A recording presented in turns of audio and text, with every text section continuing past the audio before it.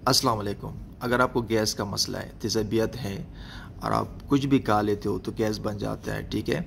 और इसका सबसे बड़ा मसला ये होता है कि जब अगर आपको गैस का मसला हो तो फिर और भी मसले आने शुरू हो जाते हैं। पूरे जिस्म में दर्द होने लगता है, जहन पे बोझ होने लगता है, ठीक है।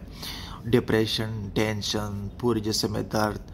तो आपको ऐसे फील होता है कि जैसे ये दुनिया ना आपके लिए नहीं है, ठीक है।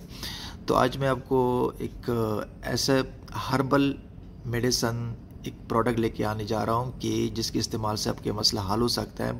इंस्टेंट काम करता है, इंस्टेंट उस वक्त काम करता है, लेकिन उसके इस्तेमाल की कुछ है रिस्ट्रिक्शन। पहले मैं आपको बताता हूँ कि वो है क्या चीज़। यूकॉर्बन के इस्तेमाल से आपका ये मसला हल हो सकता है।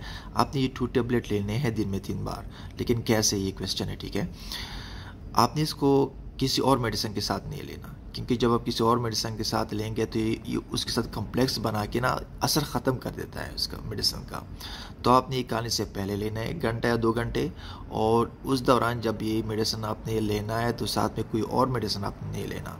दिन में 3 बार इस्तेमाल करें खाने से पहले, इंशाल्लाह आपका जो गैस का मसला है वो हल हो जाएगा। Thank you.